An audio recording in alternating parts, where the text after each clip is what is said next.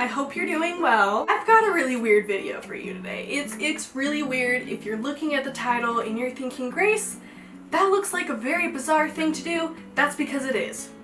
It is really weird. And if you don't know what I'm talking about, today I am going to be writing a fan fiction about myself. This is a weird thing to do.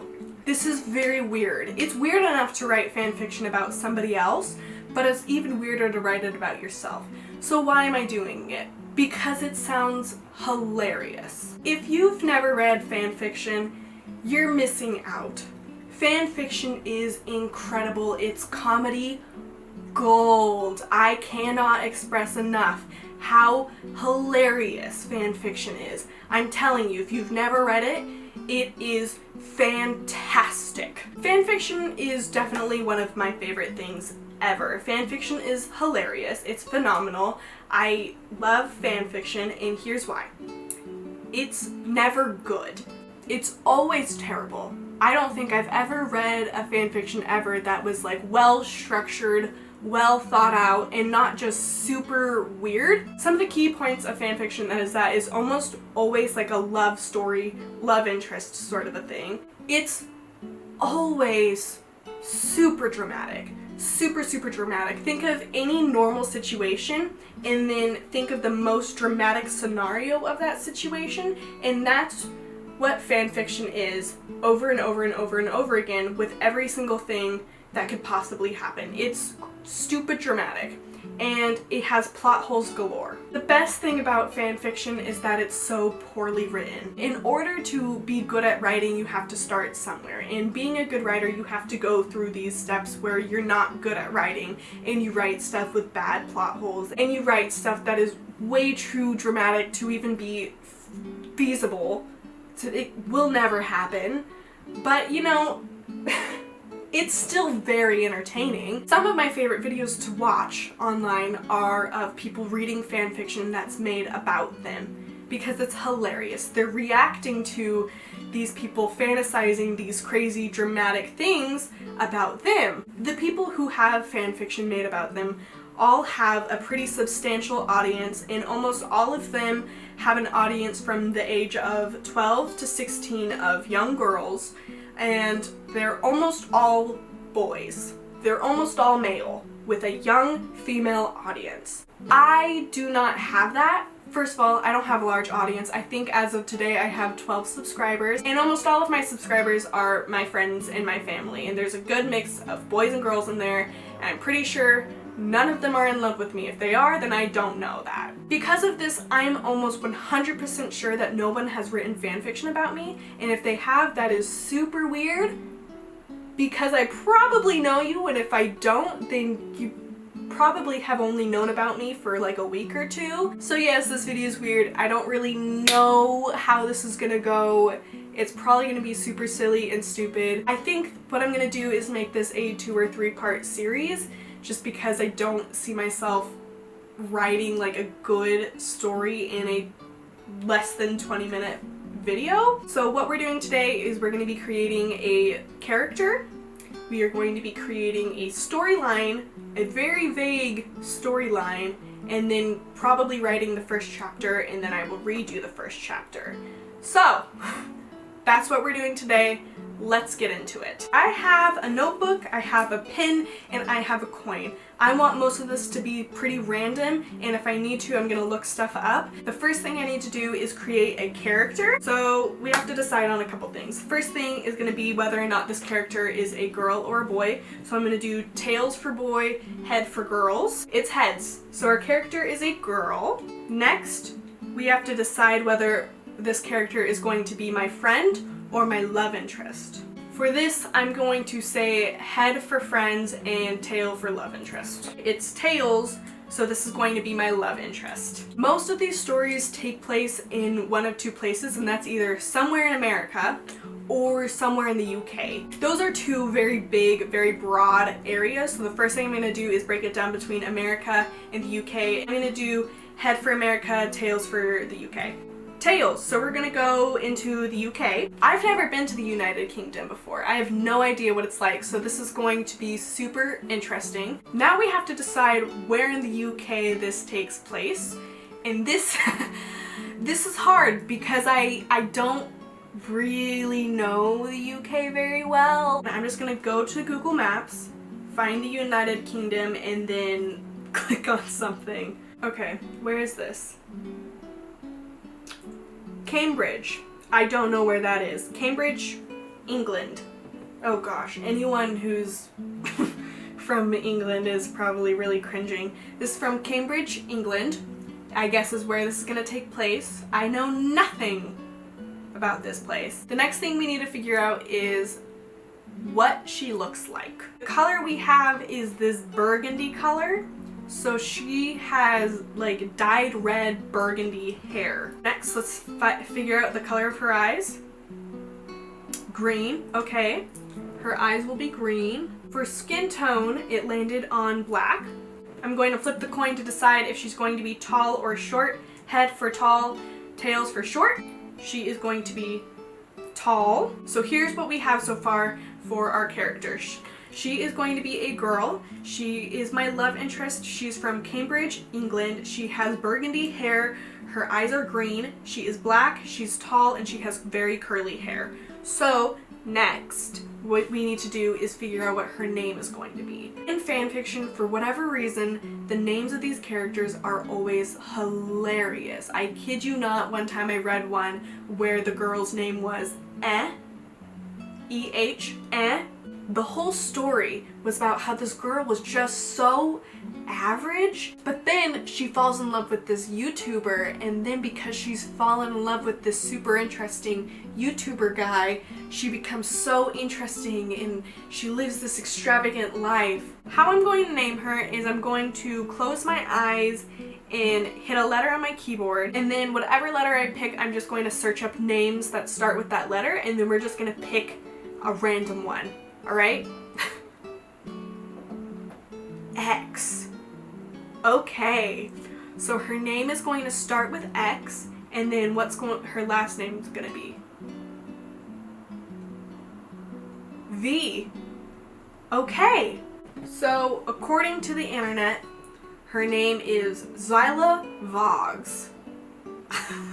So what I'm gonna do is go ahead and write this off camera because that would be really boring to watch me write this, and then I will come back to you when it's finished. Might be tomorrow, might be later tonight, I don't know. But I will get this done and then I'll read it to you when it's finished. Okay, hi, it's the next day. It's been a very long day. I am not getting ready for you. Okay, I've already gotten ready twice today. This is what we've got. It's fine. Don't worry about it. Don't worry about it. Also, don't worry about this. Don't worry about this. Okay? We're good. We're good. It's just, you know, it is what it is. I knew going into this video that it was going to be a little bit of a longer process, but I had no idea how long it was actually going to take me. I originally anticipated about 45 minutes for me to write that chapter. Would you like to take a guess at how long it took me? If you guessed 3.5 hours, you'd be right. It took me 3.5 hours to write this thing, and I wrote 5 pages. I don't know what's wrong with me. Why did I do that? I'm in my pajamas from the waist down. You can't tell. Let's get into it. Chapter 1. I hate this. Chapter 1. Zyla's point of view.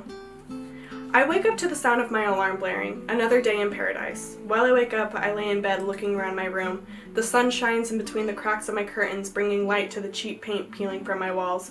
I finally roll out of bed, the floor is creaking underneath my feet as I stand. I find my way to the bathroom mirror and stare lifelessly at myself. My hair is a mess and no amount of makeup will wipe the exhaustion from my face. After coming to terms with my appearance, I begin getting ready for my days, starting with a cup of coffee, getting dressed, washing my face, and finally putting my shoes on before heading out the door. My uniform wasn't anything special, just a normal black uniform with Cambridge Corn Exchange printed on the front. Cambridge Corn Exchange, my nightmare and my livelihood. Don't get me wrong, there's nothing wrong with the venue, it's an incredible place. I'm just stuck working with ungrateful performers and disrespectful fans, all while I wanted to be the one on stage. I've come to accept that I'll never be the one on stage. I simply don't have what it takes. I'm pulled out of my thoughts as I enter through the large double doors. Zyla! My shift manager Jake exclaims as I enter the back room. Glad to see you made it through the weekend. Just in case you forgot, we have a big show tonight. Grace Hawthorne is performing. You'll be her assistant for the night, so don't mess it up. Thanks, Jake. I'm sure he can handle her, I responded, rolling my eyes. He always managed to sound so nice while threatening me at the same time. Just as I finish settling into work, I hear a tour bus come to a halt outside. Figuring it's the lady of the night, I make my way to the back to greet her. The doors to the bus open, revealing a tall, skinny man now standing in front of me. He runs his hands through his messy brown hair as he walks down the steps to shake my hand. Hi, my name is Sebastian, and I'm Grace's manager, he says in a tired tone. Well, welcome to Cambridge Corn Exchange. I hope you had a good trip here. I reply with a forced smile on my face. If you can call a restless night good, then it was fantastic. But regardless, I hope all is well and on track for tonight. Do you have a room set up for Miss Grace? You can tell by how Sebastian holds himself that he's not only tired from the restless night, but also tired of his job, his life. God knows I can relate to the poor guy. Of course we do. If she'd like to come off the bus, I'll be glad to show her to the back. And with that, he went back on the bus only to return moments later with Grace. Her long hair was in a messy bun on the top of her head, and she was dressed in a black sweatsuit. She walked out of the bus, a train of people carrying suitcases following behind her. There had to be at least 7 suitcases. What kind of performance is she going to do that could possibly require that much stuff? I led the line of people into the small, musty back room to which Grace scoffed at upon entering. Is this it? She asked. What do you mean, is this it? I questioned back. She thought for a second before responding. It's just that normally there's more. A food table, better lighting, nicer couches. You would think a grand venue like this would have better amenities, but I guess this will have to do for now. Now, if you'll excuse me, I have to prepare for the show. There's only 3 hours until the doors open, and we all know I need every second I can get. Still shocked by her words, I left the room, but only after reminding her of my name and offering her my assistance. Not even 5 minutes later, I hear a voice coming from my walkie-talkie that I recognize as Grace. This is Zyla, I say, slightly irritated. Yes, this is Grace speaking. I would like for you to run out and get me a 16-ounce mocha with almond milk. Can you do that for me? I rolled my eyes at her request. That's not really my job, you know. Well, will you do it or not? You can get something for yourself if you'd like. I let out a sigh, but I keep my cool regardless. Yeah, sure. I'll have that for you in about 15 minutes. There's a coffee shop just down the road, and I could use a small break. I leave the venue, the cool Cambridge air hitting my face as I do so. The sound of my feet hitting the pavement calms me as I walk down the cobblestone road to the Cambridge Coffee Co. I enter into the warm shop, and the scent of the freshly ground coffee hits my nose. I go up to the counter and order Grace her mocha and myself a tea and wait patiently for it to come out. After the drinks come, I realize how little I want to go back. I start questioning why people like Grace get everything they want, while people like me are going to be stuck working day in and day out at a job that they don't like. If only something amazing would happen to me for once. Then I would finally have what I so desperately long for. But that's just not how the world works. I'm pulled out of my thoughts as I enter back into the theater. Workers are rushing around in preparation for the show. I can't help but imagine what it would be like for all this work to be for me. If I got the special treatment and I had the fans coming from all around the world just to see me. I enter the back room to see Grace with her hair a mess and makeup half done. Zyla! She exclaims. I'm so glad you're back. What do you think? She stares at me, gesturing to her outfit, hair, and makeup. Her outfit is made up of a hot pink sequin blazer and bright yellow sequin skirt. Her hair resembles that of a 70s glam rocker, and her makeup reminded me of drag. What a combo. It's definitely attention-grabbing, I say while putting her drink down. A few hours passed, and at this point there was about a half hour till the doors opened. The venue was quiet for the most part when out of nowhere a horrible warbling sound came from the back room. Startled, I ran to the back room just to see Grace standing in a full costume, practically screaming. She stopped as soon as I opened the door and jumped back. What's wrong? Why are you running? She says in a worried tone. What are you doing? Are you okay? I asked, just as confused. What do you mean am I okay? I'm just practicing, she replied, slightly shocked. In all of my years working here, I have never heard someone practice like that, but carry on, I said, turning to leave the room. I'm not like other performers, Zyla. My technique is what makes me stand out amongst the sea of people who share the same dream as me. I don't even turn around. I just shake my head and close the door. People are lining up outside, and I wasn't ready to find out what kind of performance this woman had in store for us. Just as I made my way back to the stage, I heard shouting and items crashing to the floor. Figuring it's just another one of Grace's shenanigans, I take my time going to the back room just to see her standing over a large man laying on the ground, completely passed out. They're coming for me! She shouted and started to run around collecting her items. What do you mean they're coming for you? What happened? I questioned, trying to calm her down. People start to enter the room, curious and worried. I have 12 subscribers, Zyla. People are going to come after you when you have this much fame. We all stand there confused by what she's doing. While there's no need to pack up, we still have a show starting in 15 minutes and we have security who will be more than happy to help you feel safe. Jake explains, trying to calm her down. Your security guards mean nothing to me. I had to take that man down myself. I'm just glad I'm so well trained in karate, otherwise who knows what would have happened to me. There will be no show tonight. Zyla, come on. Everyone in the room is speechless for just a moment. What do you mean, come on? How am I supposed to help you? I ask, terrified by what she might be implying. Well, you're taking me back to your house. It's clearly not safe for me here, and no one will expect me to be with you, she explains so confidently. Sounds like a good plan. I'll inform the crowd and we'll reschedule with better security, Sebastian explains and walks out of the room. Don't you think we should call the police or something? And why are you coming to my house? I don't really want you there. I'm getting more frustrated by the second. Don't be silly. I'll only be there for one night and I'll never bother you again. Now where do you live? She grabs one of her many suitcases and walks out of the door. I look over to Jake for help, but he just shrugs his shoulders. We arrived at my building and start walking up 3 flights of stairs to my apartment. Grace is huffing and complaining the whole way, but I just ignore her. I swing open the door to good old number 17 and exclaim, "Home sweet home," in a sarcastic tone. Oh goodness, I see why you don't have a problem with that back room now, she said with disgust on her face. I roll my eyes and let out a sigh. I can't take this. I need a break from her. Go ahead and make yourself at home. I'm going on a walk. I walk away before she can respond. I can't believe this is happening. I despise that woman, and now she's in my house. I can't escape her. She's a pest, a human parasite, and yet I can't help but to admire something about her. I don't know what it is, but the thought of her just won't leave my head. And that's it. That's chapter 1, the end. What am I doing? Can you tell that I'm tired? Okay, so that's all that I have for you. That's the end of chapter 1. I hope you enjoyed. I know it's not great. It's just for fun. That's all this is. It's just for fun. If you enjoyed this video, feel free to like and subscribe. There will be that other episode coming on Wednesday, and that will be hopefully the last of this series. I can't imagine why you guys would want more than 2 episodes of this. With that all being said, thank you so much for watching, and I hope you have a great rest of your day.